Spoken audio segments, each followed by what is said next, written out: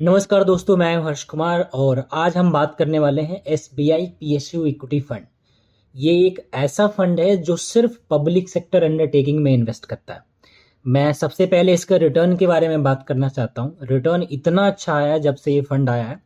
अगर last 1 year के return में बात करूँ तो 75.96% है, जो कि बहुत मतलब लास्ट 1 ईयर में सिर्फ 76% रिटर्न आया। 76%, 100 रुपये का चीज़ 176 रुपये का बन गया है, वो भी म्यूचुअल फंड में। म्यूचुअल फंड में हमने सुना था कि आपका 12 से 15% रिटर्न आता है, 18% रिटर्न आता है। लेकिन आप मैं मतलब कुछ झूठ नहीं बोल रहा, आप गूगल पे भी जाके चेक करोगे S B I P S U equity fund, तो आपको लास्ट 1 ईयर का जो आज एज ऑन डेटा है 1 फरवरी 2024, यहाँ तक कि मैं डेटा की बात कर रहा हूँ, तो जो रिटर्न है वो 76% है। पहले हम रिटर्न पे बात करेंगे, फिर हम बात करेंगे अबाउट द फंड कहाँ इन्वेस्ट करता है। सो जो लास्ट 1 ईयर का रिटर्न है 76%, समझ रहे हो। अगर मैं लास्ट 3 ईयर्स के रिटर्न की बात करूँ, 2 ईयर्स की बात करें तो 43% है, और जो 3 ईयर्स का रिटर्न है वो आपका 44% है। मतलब अगर किसी ने 3 साल पहले पैसा 100 रुपया लगाया होता तो 44 + 44 + 44 अप्रोक्स 116 रुपये, 112 रुपये आपका बनता है। तो 100 रुपये का चीज़ 212 रुपया। लेकिन अगर किसी ने लास्ट ईयर इन्वेस्ट किया होता तो 1 रुपये का चीज़, सॉरी 100 रुपये का चीज़ 176 रुपये का। लास्ट 5 ईयर्स का जो रिटर्न है वो आपका 24% है एज ऑन टूडे। आज है 1 फरवरी 2024। रिटर्न हमने बात कर लिया। अगर मैं म्यूचुअल फंड की बात करूं तो जो S B I mutual fund है वो जॉइंट वेंचर है between S B I banks and Amundi asset management company.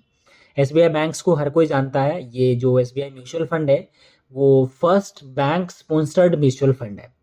अभी करीब मोर देन 60% जो होल्डिंग है, जो स्टेक है वो है एस बी आई बैंक्स के पास, और लेस देन 35% या 36% अप्रोक्स वो है आपका अमुंडी के पास।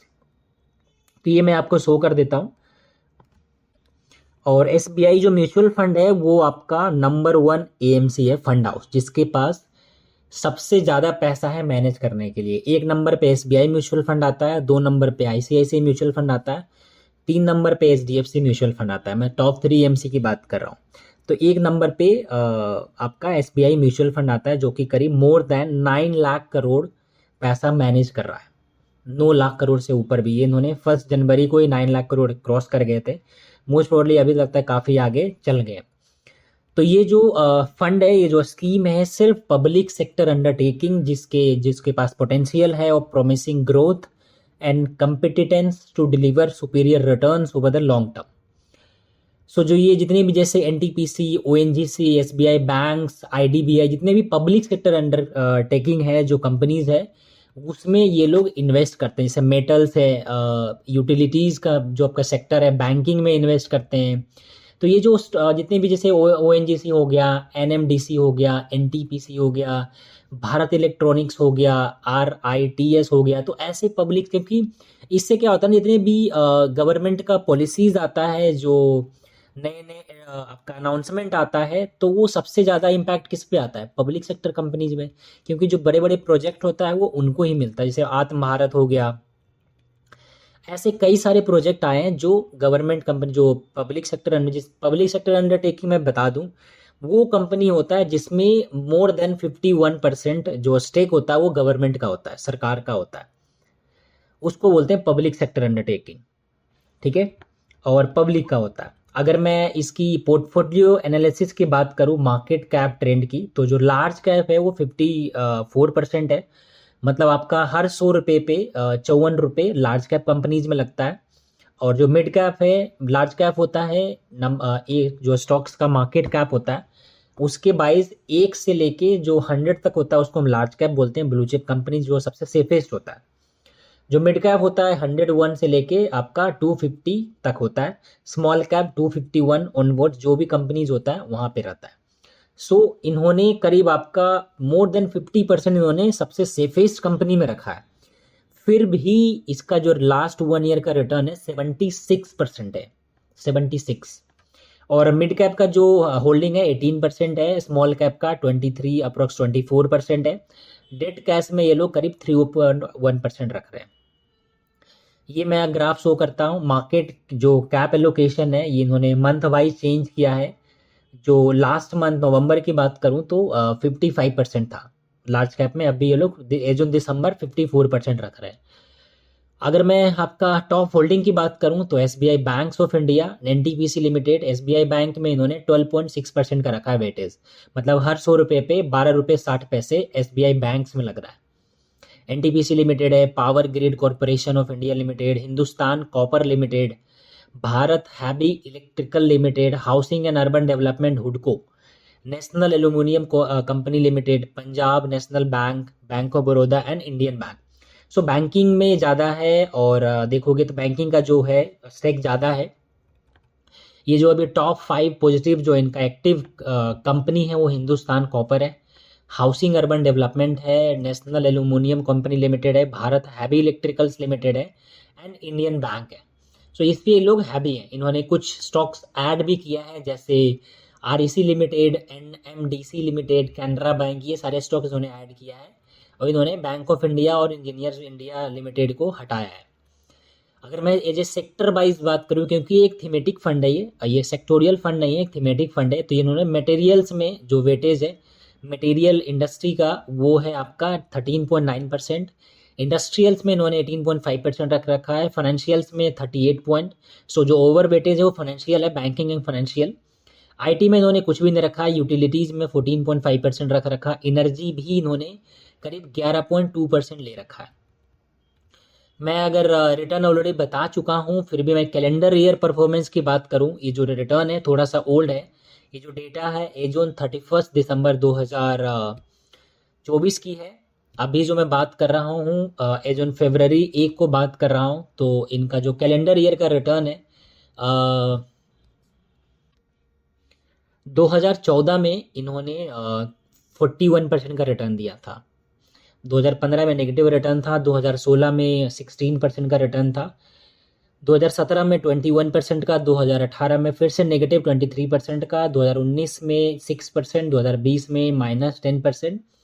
सो ये फ़ायदा और नुकसान होता है एक थीमेटिक फंड का। हर साल रिटर्न नहीं आता है। लॉन्ग टर्म अगर आप इन्वेस्टेड रहते हैं तो आपको रिटर्न अच्छा दिखता है। 2021 की बात करूँ 32% का रिटर्न दिया था। जो बेंचमार्क था उसको बीट नहीं कर पाए थे। 2022 में 29% का रिटर्न आया था और 2023 में 54% का एज ऑन डेटा 31 दिसंबर 2024। अगर मैं 2023। और एसआईपी के रिटर्न की बात करूं तो जो अगर किसी ने 10 साल पहले 1 साल पहले अगर 10,000 का एसआईपी किया होता तो करंट वैल्यू 1,71,000 होता, 1,20,000 का। 3 साल पहले अगर किसी ने किया होता तो 6,47,000। अगर किसी ने इंसेप्शन से 2006 से किया होता तो 16 लाख का इन्वेस्टमेंट 40 लाख हो गया होता।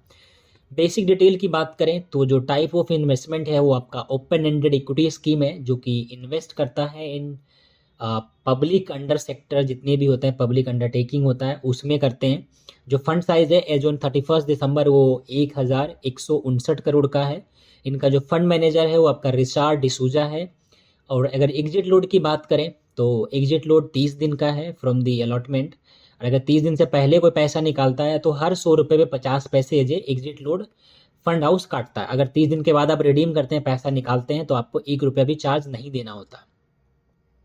बेंचमार्क की बात करें तो आपका S&P, BSE, PSU index tree है। और अगर मैं इसकी टैक्सेशन की बात करूं, टैक्सेशन इक्विटी का है। अगर 1 साल के बाद कोई पैसा निकालता है तो 1 लाख तक जो गेन होगा वो टैक्स फ्री होगा। पहले तो ये बता दूं, म्यूचुअल फंड टैक्स नहीं काटता है। म्यूचुअल फंड आपका 1 रुपये भी नहीं काटेगा। जो भी पैसा शो हो रहा है वहाँ पे आपका करंट वैल्यू, वो पैसा आपको आपके बैंक में डिपॉजिट करवा देता है। तो म्यूचुअल फंड आपको 1 रुपये नहीं काटता है। सेकेंड मैं चीज़ बता दूं, अगर आप ITR फिल कर रहे हैं, इनकम टैक्स रिटर्न फिल कर रहे हैं, तो टैक्स देना है। ऐसे टैक्स नहीं आता। मतलब अगर आपका इनकम ही 5 लाख से नीचे है तो आप कुछ भी कमाइए, फ्री है। लेकिन ये जो मैं बता रहा हूँ, ये जिनका इनकम 7 लाख से ऊपर है उसके लिए टैक्सेशन अप्लीकेबल है। अगर 1 साल के बाद पैसा कोई निकालता है, जो भी प्रॉफिट होगा 1 लाख तक फ्री है, कोई टैक्स नहीं देना है। और जो 1 लाख के ऊपर होगा 10% फ्लैट टैक्स देना है। वही अगर कोई 1 साल से पहले रिडीम करता है उसको बोलते हैं शॉर्ट टर्म कैपिटल गेन।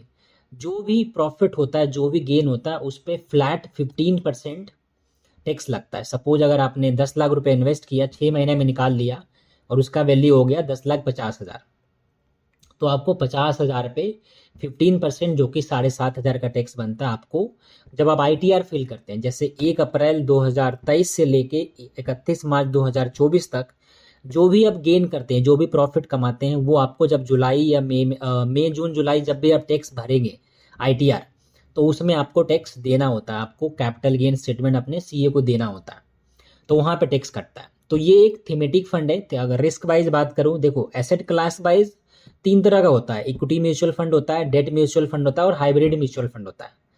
जो सबसे रिस्की होता है इक्विटी होता है, उसके बाद हाइब्रिड होता है, फिर डेट होता है। इक्विटी में भी कैटेगराइज है। सबसे जो रिस्की होता है वो आपका सेक्टोरियल फंड होता है। सेक्टोरियल फंड होता है जो एक सेक्टर में इन्वेस्ट करता है, जैसे टेक्नोलॉजी फंड, आपका PSD फंड, ऐसे जितनी भी कंपनीज मतलब फंड है, स्कीम है, म्यूचुअल फंड, वो सिर्फ एक सेक्टर में इन्वेस्ट करता है। सेकेंड आता है आपका थीमेटिक फंड। थीमेटिक फंड थोड़ा सा कम रिस्क होता है, क्योंकि ये इसके पास एक थीम होता है, ये अलग अलग सेक्टर में भी पैसा इन्वेस्ट करता है। जो आपका थर्ड होता है वो आपका इक्विटी डाइवर्सिफाइड फंड होता है, जहाँ पे आपका एलोकेशन, जैसे कॉन्ट्रा फंड है इनका, large and mid cap fund है, ये सारे फंड में ये पैसा कहीं भी कभी भी पार्क कर सकते हैं। इनके पास वो एक बाउंडेशन नहीं होता है कि आपको इसी सेक्टर में या फिर पैसा रखना है। तो ये थे about SBI PSU equity fund mutual fund, जिसमें आप SIP स्टार्ट कर सकते हैं, क्योंकि ये थीमेटिक फंड है तो लमसम रिकमेंडेशन नहीं है। लमसम आप जब लगा सकते हैं जब आप कम से कम आपका 7 से 10 साल का टाइम होराइजन हो, कि आपको आने वाले 7 से 10 साल तक पैसा चाहिए ही नहीं, तो आप ऐसे PSU फंड हो गया, फ्लेक्सी कैप हो गया, ये सारे फंड में पैसा लगा सकते हैं लमसम भी। नहीं तो SIP के लिए बेस्ट है, क्योंकि जब तक मोदी सरकार है PSU सेक्टर चलेगा ही चलेगा, ये तो सबको पता है। जितने भी नए नए प्रोजेक्ट्स आते हैं, सबसे ज़्यादा फायदा PSU कंपनी को ही होता है, उसके बाद प्राइवेट कंपनी को होता है। तो this is best fund I think. और रिटर्न आपको दिख ही रहा है 76% का। मे बी किसी ने नहीं दिया अभी तक, कोई भी सेक्टर में नहीं दिया, कोई भी म्यूचुअल फंड आप जाकर चेक कर लीजिए। इंफ्रा ने भी नहीं दिया, हालांकि इंफ्रा बहुत अच्छा चला, लेकिन इंफ्रा ने भी इतना रिटर्न नहीं दिया है।